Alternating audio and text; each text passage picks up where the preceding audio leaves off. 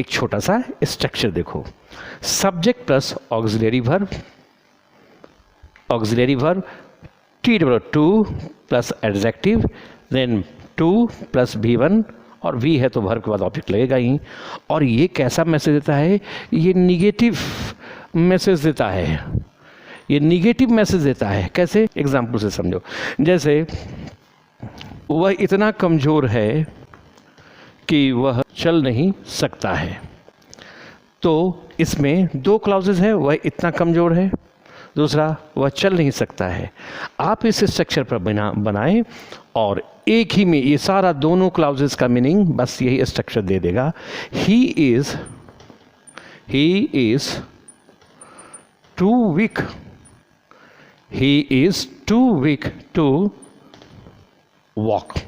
बस, यानी बस एक ये सिंगल सेंटेंस विद जिसको हम लोग इस स्ट्रक्चर की मदद से बनाए हैं, ये दोनों क्लॉजेस का मीनिंग दे दिया। अब यहीं पर बात करो रिमूव टू, यानी आपको रिमूव टू, तो इसमें क्या सीखते हैं कि इस सेंटेंस को कुछ ऐसे एक्सप्रेस करें दूसरे तरीके से जिसमें टू जो है रिमूव हो जाए, और but message should not change. ये इसका जो हिंदी मतलब जो है ये नहीं बदले, लेकिन ये टू रिमूव हो जाए, हट जाए।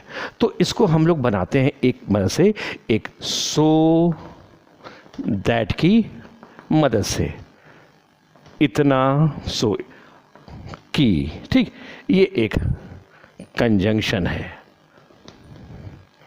तो हम लोग इससे बनाते हैं सो दैट की मदद से। तो इसमें दोनों को अलग अलग सेंटेंस कर दें। ही इज सो, इतना का, he is so weak that वह नहीं चल सकता है। ही कांट वॉक, आप बना सकते हैं ऐसे। तो इसमें क्या हुआ? The message remains the same, but too is removed, too हट गया। इसी को कहते हैं remove to। एक सेंटेंस आप बनाएं, रवि इतना आलसी था कि वह मेरा काम नहीं कर सका, तो बनाइए इस पर रवि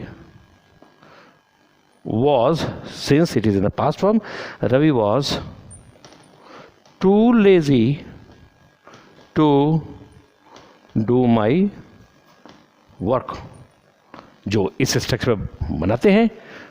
अब कहता है कि इसका भी रिमूव टू करें। ऐसा करें, you express the same sentence in such a way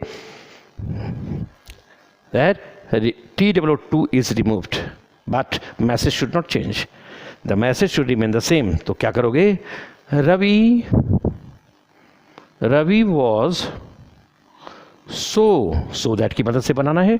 Ravi was so lazy that, क्या कहते हैं, he can not do my work. ऐसे कर देंगे, ऐसे करेंगे तो गलत हो गए। क्यों? क्योंकि when the first clause is in the past form, second clause necessarily remains in the past form, ये हम लोग जानते हैं। तो कैन का पास्ट फॉर्म क्या हुआ? कुड नॉट, ऐसे कर देंगे, he could not do my work. Now इस चैप्टर पर रिमूव टू पर क्वेश्चंस ऐसे पूछा जाता है। जैसे क्वेश्चन है, this room is too small that it can't accommodate 10 persons, no error।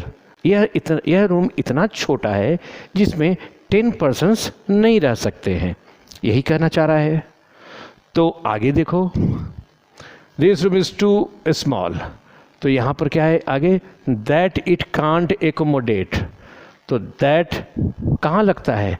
जब पीछे हो तब, तो यहाँ पर क्या होना चाहिए? सो।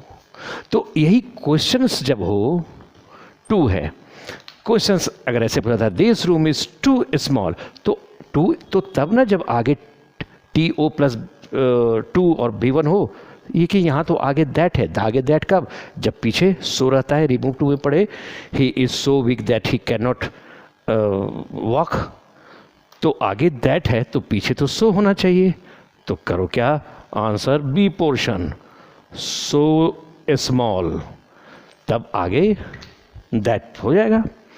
Now another question, Rahul is so dull to understand, तो क्या करना चाह रहा है, राहुल इतना डल है कि वह इस कॉम्प्लिकेटेड सम को नहीं समझ सकता है।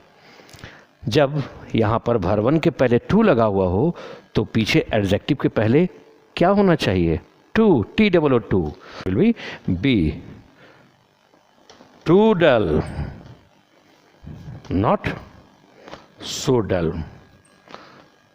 So in this way we have to understand